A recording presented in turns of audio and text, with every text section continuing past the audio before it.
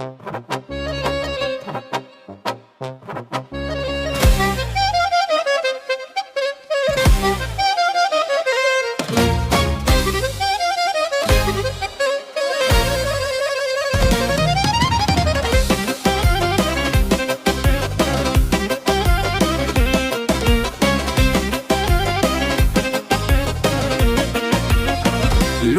ни няма календар, любовта без календар е силна и чиста. Тя идва когато поиска, като светлина през прозореца, която буди сърцето без да пита. Понякога е тиха като шепот, понякога гори като пламък, но винаги ни прави живи, дори когато света е тежък.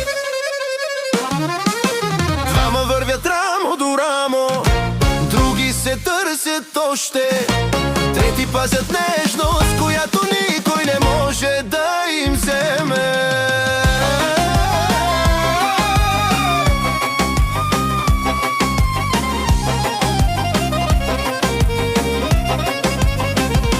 И няма значение кой си, откъде идваш, какво си преживял. Всеки носи любов в себе си, като песен, която чака да бъде изпята. А когато я срещнеш, пази я, храни я, слушай я, защото любовта е дом, който строим всеки ден.